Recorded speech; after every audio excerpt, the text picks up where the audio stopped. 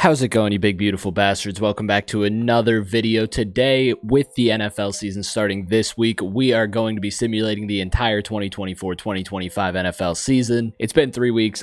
Post my trip from Arizona, I struggled to really get back into the whole week back. I struggled to get back into the right time zone, so I just wasn't sleeping a lot, which was hard and made it hard to make videos. Then these past couple weeks, I've been doing a lot. I was actually just at the West Virginia Penn State game this past weekend. I haven't been giving myself time to make videos, which I need to do. Obviously the NFL season starts this Thursday. I planned to have this video out about 2 weeks ago, and it just hasn't worked out that way. I did record it once, and for some reason my Elgato ended up getting choppy, and then I could never get the audio lined up. Everything was all messed up with it, so I had to scrap it, which really threw me for a loop and everything. But now I'm back into it. We're here trying to make this video. I wanted to save it for the first week of the season, which kind of worked out with everything that was happening. Really excited for this season. I don't think we really need to look at the rosters. We obviously know what every team is going into this season with. Going into this, I have injuries on. I also have trades on easy. I think this is one of the first simulations I'm actually going to do with injuries on and everything as well. So how we're going to do this, we are going to start by simulating through the preseason real quick just to get to the regular season. But from there on out, we are going to sim not week by week. I'm going to go from week 1 to 2,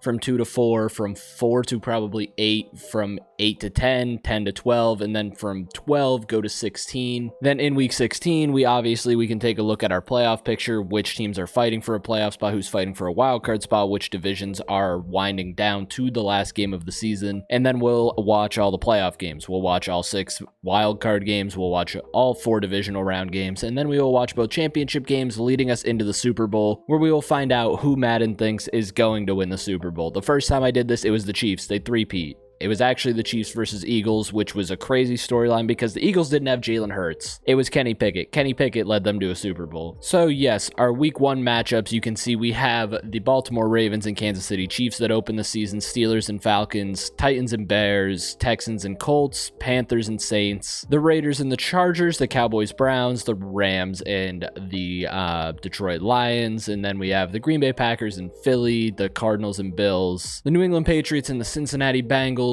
the Jacksonville Jaguars, Miami Dolphins, the Vikings and Giants, the Broncos and Seahawks, the Commanders and the Bucks, and then to wind out the week, you have the Jets and 49ers, which should be a really fun game in real life as long as Aaron Rodgers lasts longer than 4 plays. I'm not going to go through it every week to look at the games like that, but we are going to simulate through week 1 here. We'll see who ends up taking wins. The Steelers end up winning, the Broncos end up losing. We will take a look over here at the standings and stats. You can see the Chiefs beat the Ravens. You have the Eagles beating the Packers. Pittsburgh blows out Atlanta. Buffalo beats Arizona. Chicago beats Tennessee. The Patriots surprisingly beat the Bengals, so that's our first upset right in week 1. The Bengals start out 0-1. Houston beats Indy.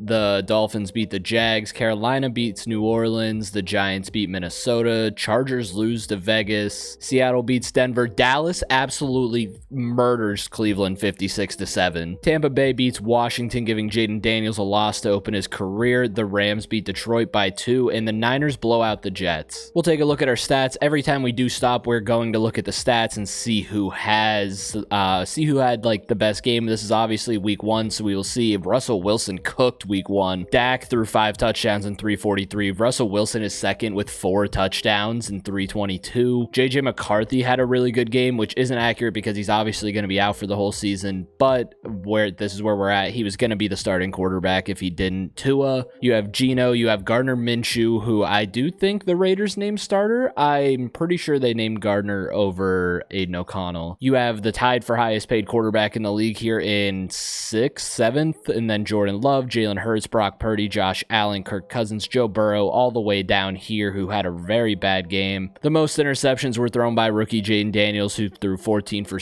20 for 170 yards. We'll go to our rushing stats. Out of our running backs, Saquon Barkley was the only running back to eclipse 100 yards along with a touchdown, followed by Josh Jacobs. There's Joe Mixon, McCaffrey, Zeke Elliott, who might honestly have a bit of a resurgence this year with the Cowboys. AJ Dillon ends up a Raider. Kyron Williams is here. There's Tony Pollard. Pollard, Pacheco. Lamar Jackson actually is ahead of Derrick Henry by 2 yards. Ramondre, Najee, no touchdowns. Jonathan Brooks, Aaron Jones, and we're just getting way down there now. Receiving wise, Devonta Smith ends up leading the league in receiving yards and also has 3 touchdowns. Brandon Ayuk, who just signed an extension with the 49ers, has 2 touchdowns for 126. There's CeeDee Lamb. He had 118 and no touchdowns, even though Dak threw 5. Jacoby Myers, 109 and a touchdown. OBJ had 7 catches for 101 and a touchdown. Stephon Diggs for the Texans. Jay Jettas leads the league in receptions with 10 for 95 yards and no touchdowns. There's Darnell Mooney. Marvin Harrison Jr. started out good. Quez Watkins actually had a huge day for the Steelers. We're not going to look at blocking. That's not really a big thing for us. In week 1, you can see here leading the league in tackles, you have Jeremiah Owusu-Koramoah, TJ Edwards, Bobby Okereke, and Demario Davis all had 10 tackles. Well, that's total tackles,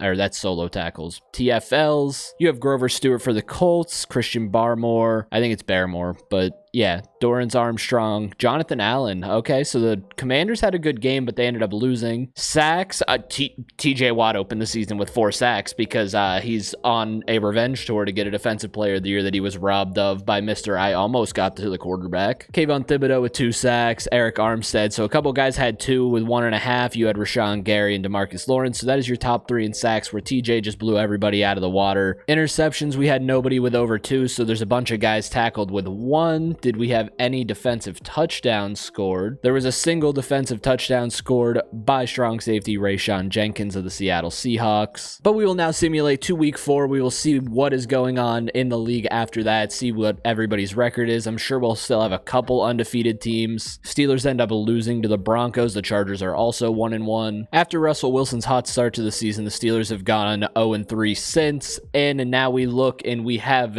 only 1 undefeated team left in the league here. The Houston Texans are the only 4-0 team. The Chiefs are 2-2. So your division leaders for right now, we have the Cincinnati Bengals leading the North, the Texans leading the South, the Jets leading the East, and the Chargers leading the West in the AFC. We go to the NFC side, the Lions lead the North, the Panthers lead the South, that a team under 500 can probably win. The Cowboys lead the East, and the West is led by the Los Angeles Rams, and them and the Seahawks are tied. So those are our division leaders. We'll go take a look at our stats leaders once again, where Russ is still second in the league in passing yards, even though this team can't seem to win a game. Passing yard leaders, Dak is still 1 with 11 touchdowns. Actually, Aaron Rodgers has passed him in touchdowns, though, with 12. Derek Carr is up here with 8 touchdowns for 5 picks. Tua is up here. Joe Burrow has made his comeback into the top 5. JJ McCarthy is still here. There's Rodgers, Trevor Lawrence, Patrick Mahomes. You have 7 guys over 1,000 yards 4 weeks into the season. Rushing, McCaffrey is in his rightful spot as the leading rusher in the league by 10 yards over Austin Eckler, who's hoping for a resurging year after a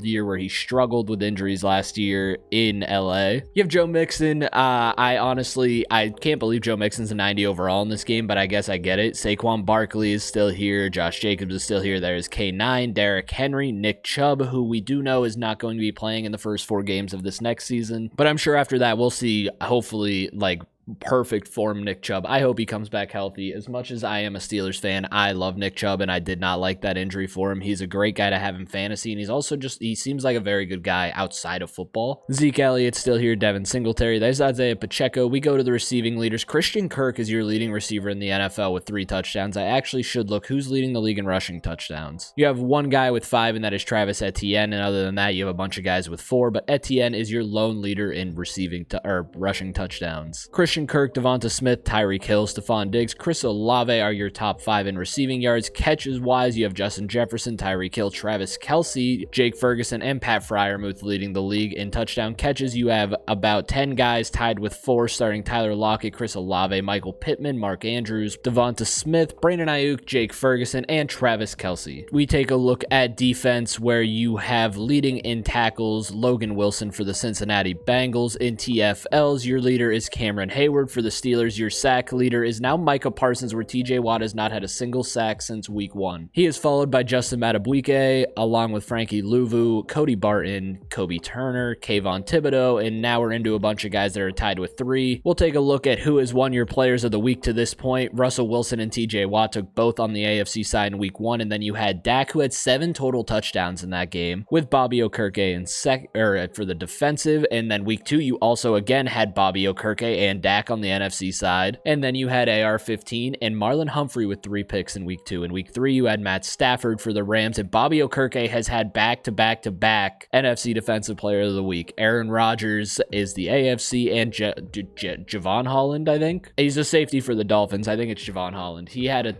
a pick 6, 4 tackles. Finally, no Bobby Okereke as the NFC Defensive Player of the Week, as you have Micah Parsons with a 4-sack game. You have Jordan Love as the offensive player. On the AFC side, you have Joe Burrow, who had 4 touchdowns, and Jeremiah Owusu-Koramoah with 11 tackles and a pick. And now we will fast forward on to week 8, where we will start to see the playoff pictures start to kind of form as we get to this point. I cannot wait for the NFL season, dude. We hit this week, and I am so excited. Watching college football last week was so nice. Getting to see the West Virginia and Penn State game. I'm not a Penn State fan, but going to that game was a lot of fun. The college football environment is just great. So I lied. We're technically simulating to week 9, not week 8, because week 9 is your midway point, which works for me. We take a look, and the Pittsburgh Steelers are currently 3-5. Not the best, but you know, they're in something. Oh wow, our Houston Texans, that were our only undefeated team in week 4, it was technically week 5, but our only undefeated team has lost 4 in a row now. We'll go take a look at our NFL standings instead of going by division real quick. We'll take a look. The number 1 team in the league and in the AFC is the Baltimore Ravens at 7-1. The Chargers are 6-1. Colts are 6-2. Bengals are also 6-2. In the NFC, you have the Cowboys at 6-1. Seahawks at 6-2. Vikings at 5-2. And the Rams at 5-2. Leading the North right now is obviously the Ravens, followed by the Bengals. The Browns are 1-7. You have the Colts leading the AFC South at 6-2, with the Texans and Jags at 4-4 and the Titans at 1-6. On the AFC East side, you have the Dolphins at 5-2, the Jets at 5-3, the Bills at 5-3, and the Patriots all the way at the bottom, where they're expected to be at 2-6. So the AFC East is competitive. Everybody has 5 wins,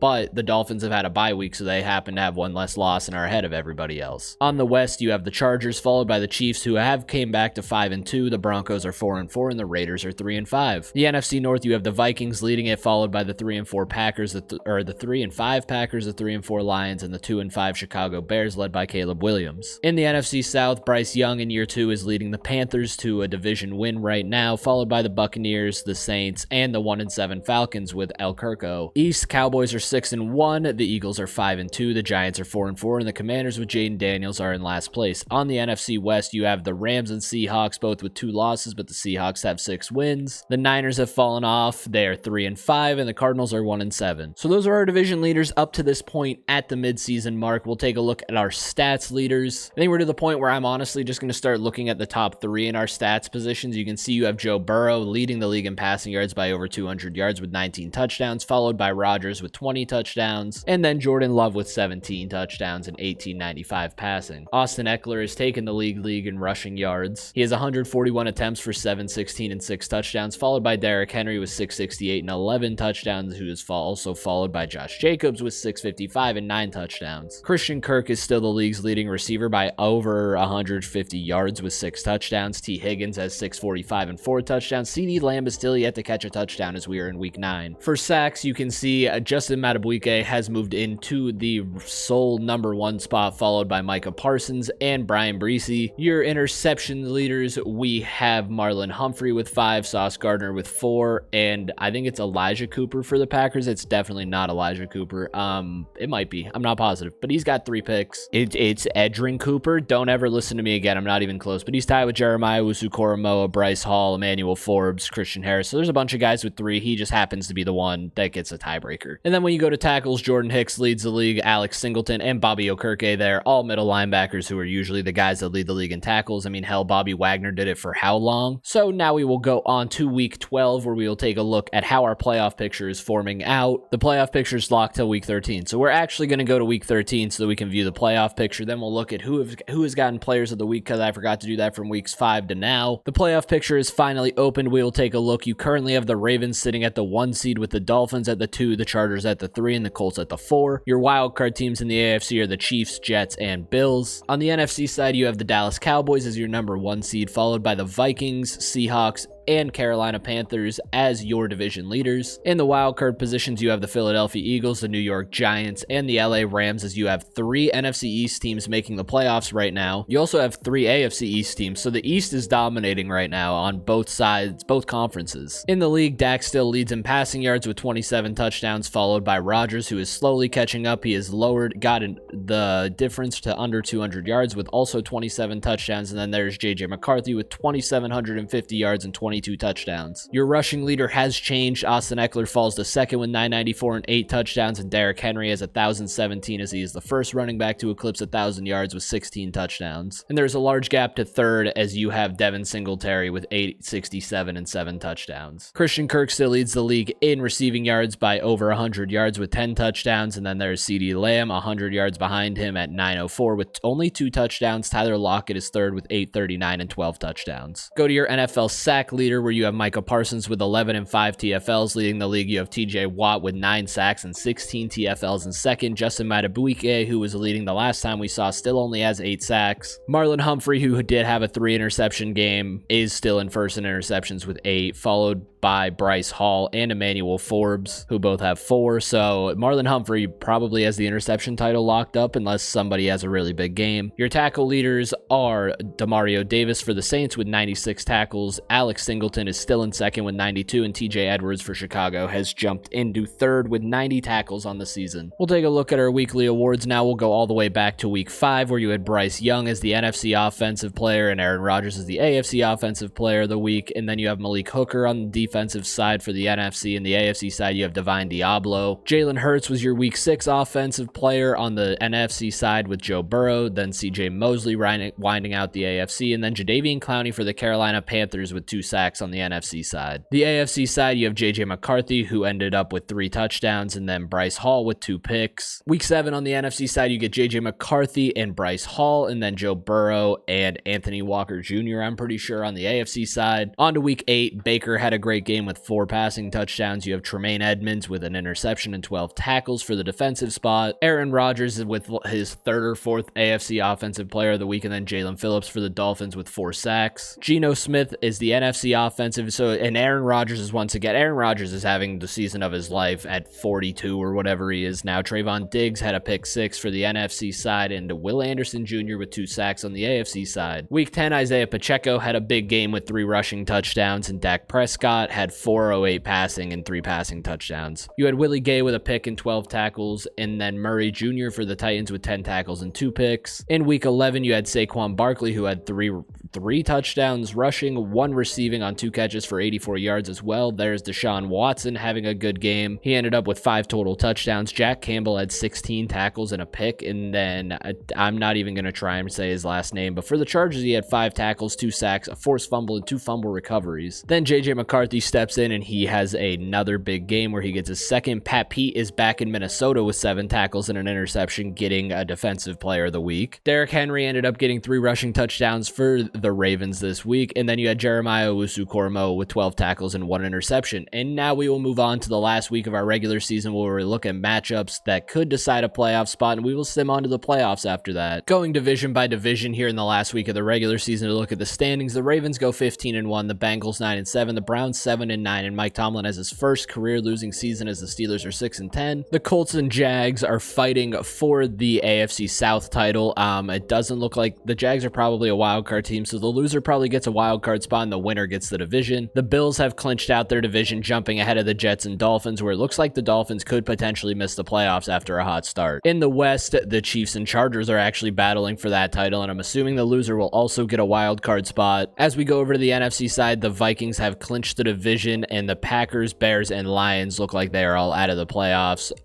The NFC South is going to come down to whichever team finishes above 500 with the Panthers and Saints. The Cowboys have clinched the number 1 seed. As you can see, the Eagles are in the wild card guaranteed, so that spot is clinched up. The Seahawks have clinched their division, and the Rams, it looks like, are out of playoff contention, I'd assume. We'll take a look at the playoff picture. There's actually a couple spots that are still up for grabs, as you have a lot of teams that could potentially get in with below average records. You can see the Ravens and the Cowboys have locked up the number 1 seeds. The 2s, we have the Bills and Seahawks. The 3s are the Colts and Vikings, and the 4s are the Chiefs and the Carolina Panthers as of right now. The Miami Dolphins are 7 along with the Giants. The 6 seeds are the Chargers and the Saints, and your 5 seeds you have the Jets and the Philadelphia Eagles. We will simulate to the playoffs. We will see which ones of those teams do not make it. We are now getting into the wild card round where everything starts to matter more and lead straight into the big game. Your playoff bracket, the Dolphins end up getting knocked out and the Jags take the 7 seed. The Chiefs end up moving to the 3 seed and the Colts down to the 4. Other than that, we have the same teams that were here before. On the NFC side, everything does remain the same other than the Saints end up taking the division and they go to the 4 seed to play the Eagles. The Panthers fall to the 6 and the Giants get knocked out, and that ends up going to the San Francisco 49ers at 7. And now we jump on to, we are going to start probably with our 2 versus 7 seeds, which means we are going to go to the Dolphins first, where they are going to, the Bills first, where they don't play the Dolphins, they play the Jags. Going into our first playoff game in our first bit, we're going to get to see you have Jonathan Hines-Allen,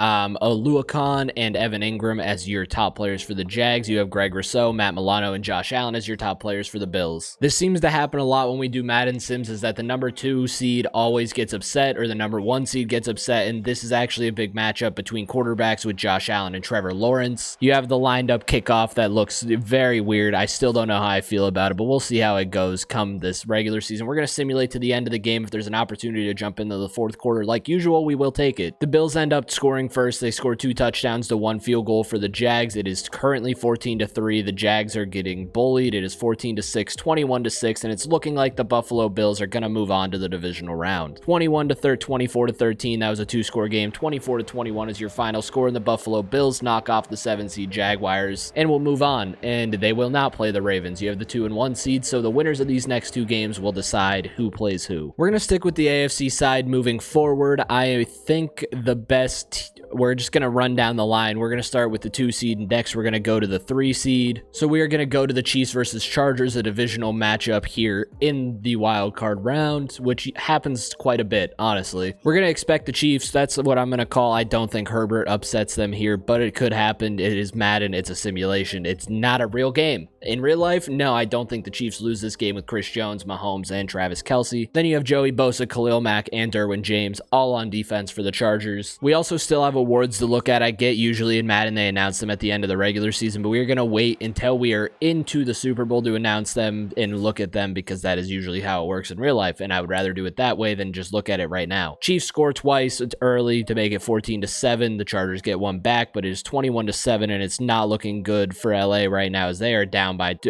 13. They're down by 19. Yeah, it's over. The Chiefs are moving on. 47-21 is your final score. Mahomes puts on a show, and they end up killing the Chargers. Mahomes has threw 6 touchdowns and 388. Yeah, he put on a normal Mahomes playoff game. Justin Herbert 256 and 2 touchdowns. Justin Herbert also threw 2 picks. I didn't look at the stats from the last game. There was not a rushing touchdown on the Chiefs side. Actually, Clyde Edwards-Helaire did have 1 on 2 carries for 0 yards. J.K. Dobbins had 1 for the Chargers. Receiving-wise, you had Rashee Rice with 3 touchdowns. Kelce had 114 and no touchdowns. DJ Chark caught 1. Xavier Worthy got 1 on 122, leading the game in yards. Ladd McConkey got 1. Isaiah Pacheco caught 1.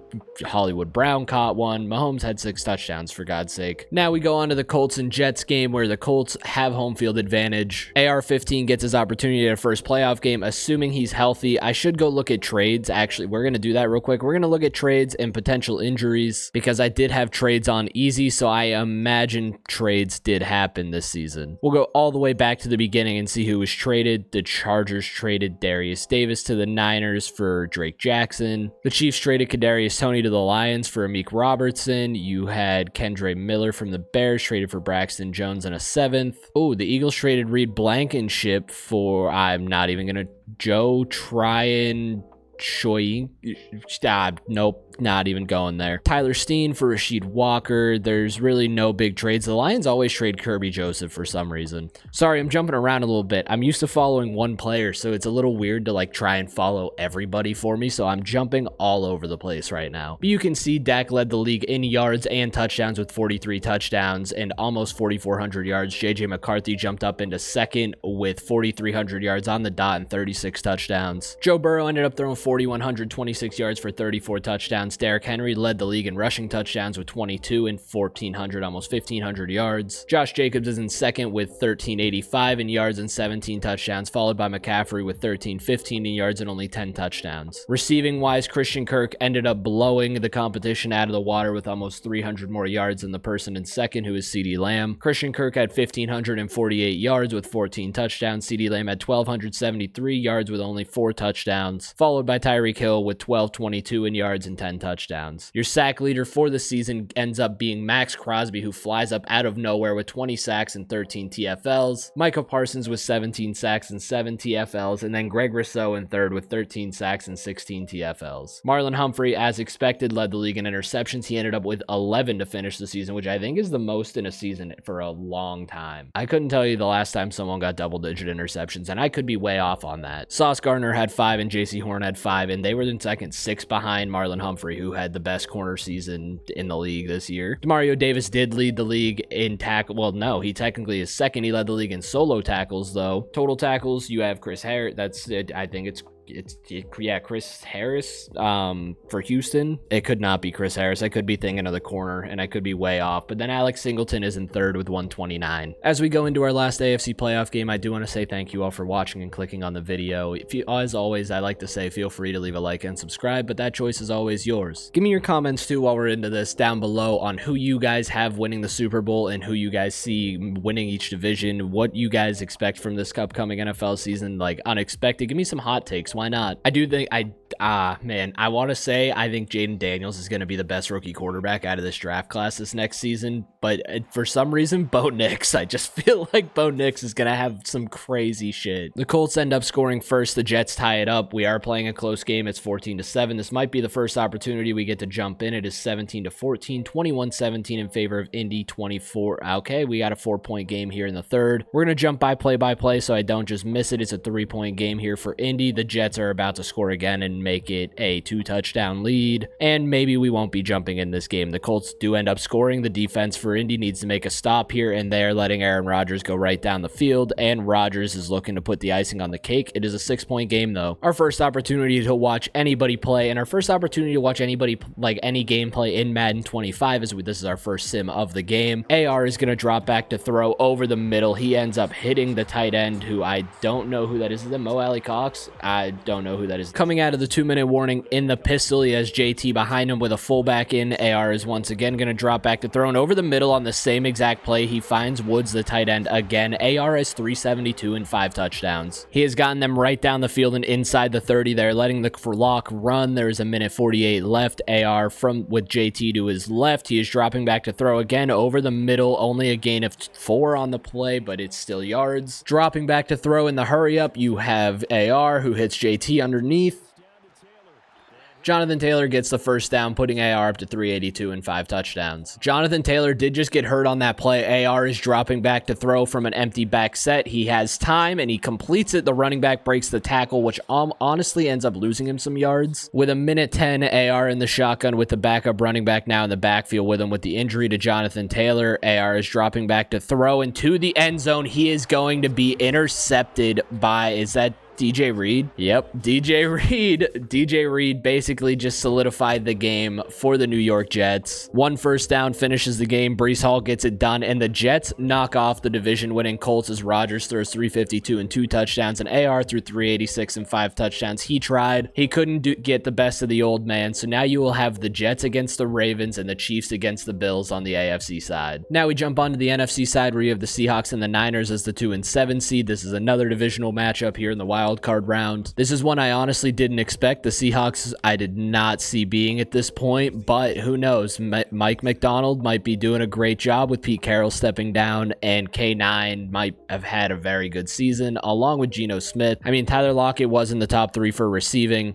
at one point this season, so he is obviously doing a lot for this team as you have Tyler Lockett, K9, and DK Metcalf as your top 3 for Seattle. McCaffrey, Kittle, Fred Warner, your top 3 for the Niners. And so this Niners team coming off of a Super Bowl loss this past season are looking to get back there, but they were barely into the playoffs. They end up getting the 7th seed, and they also have a lot looming in free agency following this season because they have to try and pay Brock Purdy, who has been a solid quarterback. The Niners score first, but the Seahawks go back and score. It is 10-7 Niners. It is 10-10, and it is now 17-10 in favor of the Seahawks, and the Niners have to punt again, everybody's punting, and the Niners looking to tie the game here in the 4th, and they do. We will let the Seahawks get down the field a little bit as they are just driving it right down. They are around the 30-yard line off of just straight runs by K9, and we will see what they can do here as they are onto the Niners side of the field. It is another handoff to K9, who sheds a tackle, sheds a couple tackles, and gets close to the first down. He has 14 carries for 68 yards, a lot of that coming on this drive as I think he's ran the ball 6 plays in a row now. Empty back set this time as we have 2.5 minutes left on the clock. Geno is dropping back to throw, and he ends up throwing to the outside where he finds Tyler Lockett, who is going to get it into the end zone to give the Seahawks a 24-17 lead. Pending the extra point, obviously. They have to make this, but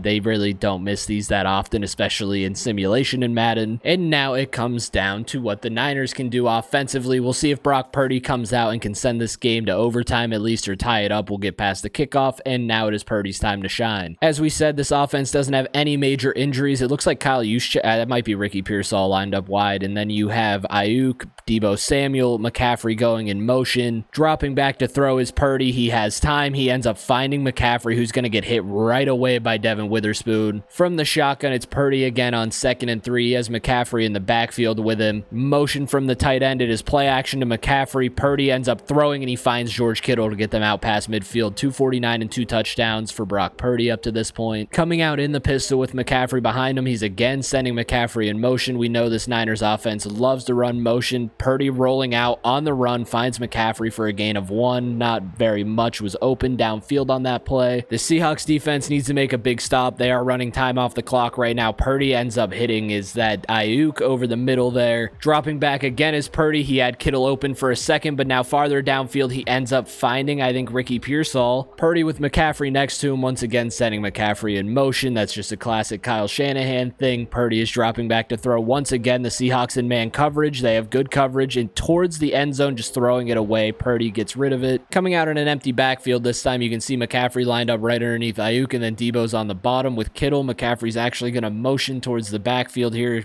Purdy dropping back to throw, ends up throwing a screen to Deebo Samuel, who gets some blocks, but gets swallowed up by 4 tacklers there. This time in the pistol, they still have time to hand it off, but they don't want to do that towards the end zone, and it is going to be caught by Brandon Ayuk, leaving 52-second booth review. Hold on. Oh, that's a touchdown. What do you mean did receiver have possession? This is the closest game we've seen so far as this Niners team has really come out going 8-9 as the 7th seed in there, surprising everyone. Geno with 50 seconds over the middle finds Noah Fant for a gain of 8. The Seahawks immediately take a timeout. With K9 in the backfield, Geno drops back to throw. Quick throw out to DK. Breaks a tackle. Gets around another one. DK gets them down inside the 25, where now a field goal can win them the game with 38 seconds left. DK Metcalf just made the biggest play of the game and probably sent the Seahawks onto the divisional round and sends the Niners home following a Super Bowl loss. K9 gets a gain of 4 just to solidify it a little more, and the field goal kicker comes out. The clock is winding down. No timeouts to ice him. 3 seconds. The kick is up, and the kick is good, and the Seahawks have sent the Niners home. That was the best game we've seen so far. I'm expecting a couple wilder matchups, too, as we get here farther into the playoffs. The divisional round, we're obviously going to get the Chiefs and Bills, which will be a very good game. Now we go into the Minnesota Vikings against the Carolina Panthers. The Panthers, who also went 8-9, as you have 2 teams under 500 on the NFC side making it, and the New Orleans Saints took the division from them. So you can see Derek Brown, J.C. Horn, Jadeveon Clowney there, top 3. You got Aaron Jones, T.J. Hawkinsox, and Justin Jefferson for the Minnesota Vikings. The Vikings also do have J.J. McCarthy starting instead of Sam Darnold, which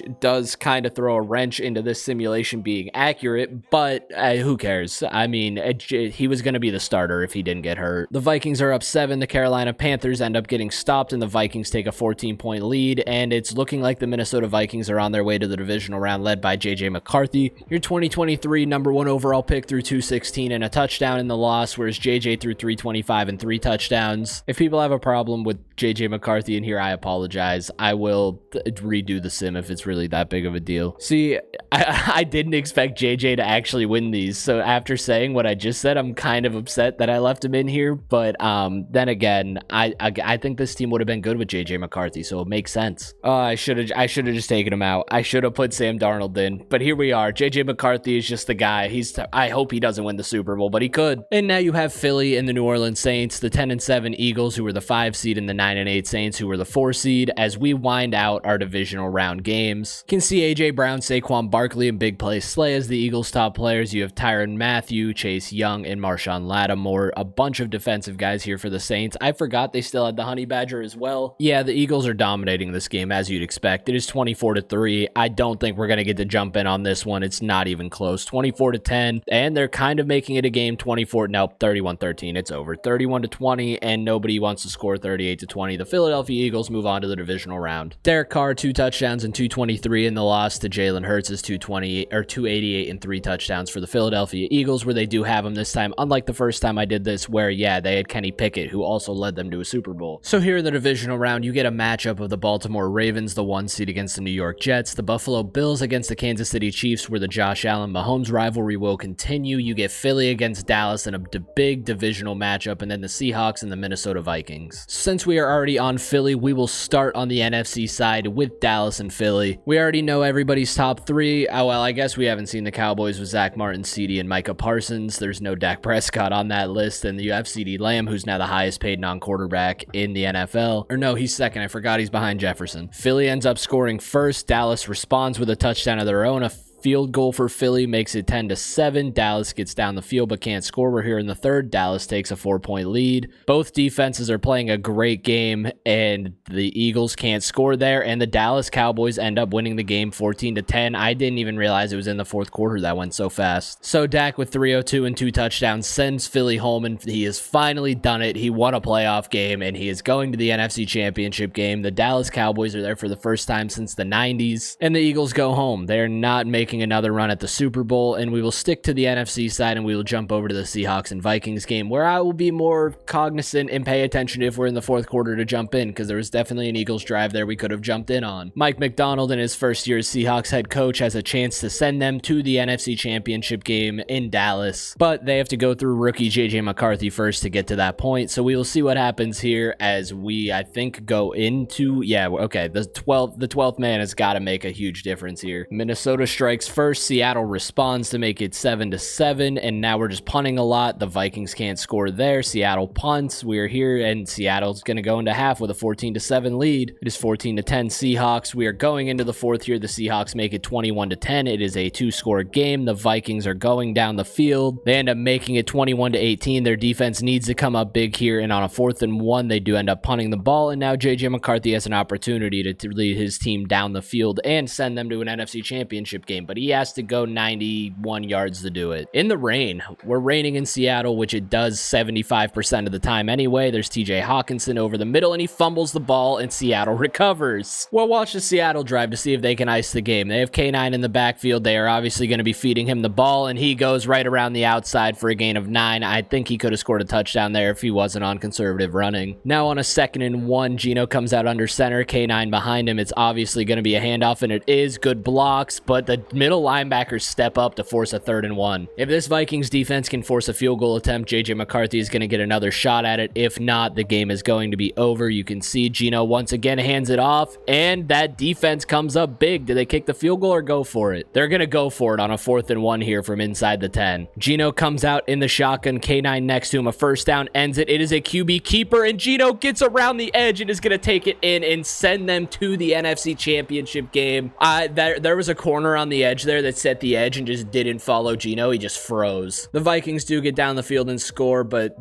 oh yeah, okay. The onside kick recovered by Seattle. They kneel it out. 28-25 is your final score. JJ threw 268 and 3 touchdowns. Gino 218 and 2 touchdowns. And Seattle will now go into Dallas in our NFC Championship game, and we will jump to the AFC side, starting with Baltimore and the New York Jets. Can John Harbaugh lead this team back to an AFC Championship game, or is Robert Saleh and Aaron Rodgers, are they on their way to their first first one. We know that both of these teams' top threes, Sauce Gardner is back from injury. He is a 99 overall, which is a big thing you want to have going into playing the number 1 seed Baltimore Ravens, who went 16-1 this past season. Aaron Rodgers with the gray in his beard, the man aging and getting into his final years in the league, has an opportunity to go and get a second ring if he can win this game. And we will jump forward towards the end of the game and see what happens. 24-17, and a field goal makes it 24-20. The Ravens just need to run out the clock on a 3rd and 1. They get the first down, get down the field even more. The Jets defense is folding, and it is now an 11-point game. The Baltimore Ravens have the lead. 31-20, the Ravens get the ball back and are going right down the field, and they will score to make it 38-20. And Rodgers and Robert Saleh are going home, and we have the Baltimore Ravens now going on to host the AFC Championship game. Lamar only threw 223 and a touchdown to 212 and 2 touchdowns for Rodgers, which means they probably ran the ball very well. Rushing, Derrick Henry had 73 yards and 2 touchdowns. Keaton Mitchell had 29 and a touchdown. Lamar had 65 and a touchdown. So yeah, they had 4 rushing touchdowns. And now we will go on to the big rivalry game, which I'd imagine would probably wind out the weekend if this was actually the matchups, where you have the Bills and Chiefs. Can Josh Allen finally get one over Patrick Mahomes? I doubt it. It's Madden and it's the Chiefs, and they are probably bound to go to the Super Bowl and play the Cowboys, where we'll have the Chiefs and Cowboys in the Super Bowl, which Cowboys fans are desperate for, but probably won't happen. Buffalo does get to host this. The Chiefs have to come into their house. There is potential that this is the snowy game in Buffalo, but that doesn't stop the Chiefs. I mean, the only team that's scared of the cold is the Miami Dolphins. It's a snowy game in Buffalo. Let's go. This is going to be a good game. This one should be close. The Chiefs end up scoring 10 right off the bat. The Bills are yet to score in the snow at their home field. The Chiefs go up 13-0, but Josh Allen has something to say about that, making it 19-7. Now the Chiefs are just running it up. 26-14. They have to punt. Josh can't get them downfield. He throws a pick. 26-14. It was not a good game. Mahomes, going to the AFC Championship game, has to now go into Baltimore, and once again the Chiefs are doing it all on the road. 288 and 2 touchdowns for Mahomes, 217 and a touchdown for Josh. Josh threw 3 interceptions. The gunslinger in him came out, and it wasn't enough. And that, yeah, we get a Chiefs-Ravens rematch in the AFC Championship game, and then the Cowboys and the Seahawks in the NFC. Since we're already on the Chiefs, we will start on the AFC side with the big game, the rematch. Lamar getting his potential revenge on Patrick Mahomes from the season prior. But I don't see that happening, honestly, because again, it's the Chiefs and Madden, and they just really don't lose. But who knows? I mean, the Ravens could do it. This is a rematch of the very first game of the NFL season, the Thursday night game that is coming up in a couple days. I'm recording this on Monday. It is Labor Day. I should have said happy Labor Day. The Chiefs have a 14-3 lead. It's 21-3, and yeah, it's just a Mahomes masterclass. It's 21-6. They're about to make it 28-6, and the Kansas City Chiefs are going to the Super Bowl. It's 35-6. Yeah, it's Patrick fucking Mahomes. 38-20 is your final score. Mahomes has his opportunity at another Super Bowl and the first three-peat, and ever maybe? I don't know if there's ever been a Super Bowl three-peat. There's been multiple repeats, but I don't know about the three-peat. 299 and 4 touchdowns for Mahomes, 244 and a touchdown for Lamar, and now we go to the NFC Championship side before we go and take a look at our MVPs, our Defensive Player of the Years, our Defensive Rookie of the Years, offensive, just all the awards. Here in our NFC Championship game, you have the Seahawks and Cowboys at AT&T Stadium. We will see if both number 1 seeds are going to get upset, or if we are going to have the number 1 seed Cowboys in the Super Bowl against the Chiefs, which, I mean, it's a possibility. The problem is Dak never performs in the playoffs. Neither team wants to score. Both defenses are playing good games. As I say that, the Cowboys are driving and they score a touchdown. The Seahawks can't score here in the third. It is 14-0 Dallas. The Seahawks get one back. Their defense lets up another touchdown here in the fourth. It is 21-7, 24-7, and the Cowboys and Chiefs is your Super Bowl matchup. 24-14 is your final score. Geno, 325 and 2 touchdowns, 178 and 2 touchdowns, where, as I said, Dak doesn't perform in the playoffs. This defense just saved the day for them. We will simulate to the Super Bowl, and then we will check the awards and see who won what, as we now know it'll be the Chiefs and the Cowboys. Looking at our yearly awards, your league MVP was Dak Prescott, followed by Mahomes, so the top 2 in the MVP race are in the Super Bowl. Coach of the Year went to Mike McCarthy, who is also in the Super Bowl, followed by John Harbaugh and Mike McDonald. Our AFC Offensive Player of the Year was Christian Kirk, followed by Derrick Henry, who had 22 touchdowns. Defensive Player of the Year was Marlon Humphrey with 11 picks, followed by Max Crosby and TJ Watt. Offensive Rookie of the Year was Keon Coleman, followed by Ladd McConkey and Bo Nix. There's Drake May as well, Brock Bowers. Defensive Rookie of the Year is Laiatu Latu, which, yeah, it's probably to be expected. Devondre Sweat for the Titans is second, and Mike Hall is third. Going over to the NFC side, your Offensive Player of the Year is Dak Prescott, followed by Josh Jacobs and Cooper Kupp, who had a big bounce back year for the the Rams, and there is Saquon. Defensive player of the year is Demario Davis, followed by Micah Parsons and Bobby Okerke. JJ McCarthy is your offensive rookie of the year. Marvin Harrison in third, with Jonathan Brooks in second. Your defensive player of the year is Edgerrin Cooper for the Green Bay Packers, followed by Jared Verse and Dallas Turner. We will obviously see post Super Bowl when we get the season recap who actually won the awards, not just on the conference side, but we will take a look at that following the Super Bowl, where we have a potential three-peat or the Cowboys finally doing something relevant for the first time since the early 90s, maybe the 80s. We may end up jumping in a little earlier in this game because it is obviously the Super Bowl. We will go at least to the half. Nobody wants to score. The Chiefs score first. Dallas gets down the field and ties it up. Dallas is about to take the lead 10-7. The Chiefs can't score again. The Cowboys make it 17-7 and get the ball back after half. The Chiefs defense needs to make a stop, and they cannot. It is 24-7 Dallas. That's not going to fly well with Mahomes, who gets them down and scores again. The Chiefs defense needs to make a stop, and in the fourth quarter, they are letting Dallas right back down the field. It is 31-14. Mahomes needs to get them in the end zone, and then the defense needs to make a quick stop, and Mahomes throws a pick, and it's looking like the Dallas Cowboys are going to be your Super Bowl champions. Not even a close game. The Cowboys win the Super Bowl over the Chiefs, stop the three-peat 31-14. I expected that game to be a lot closer as sad Mahomes walks off. The Dallas Cowboys can finally say they have won a Super Bowl for the first time since the 90s. Zeke and them giving McCarthy the coach of the year a Gatorade bath. Dak Prescott, sweat running down his back and his face. There's Cooper Rush touching the Lombardi along with a lot of the other guys.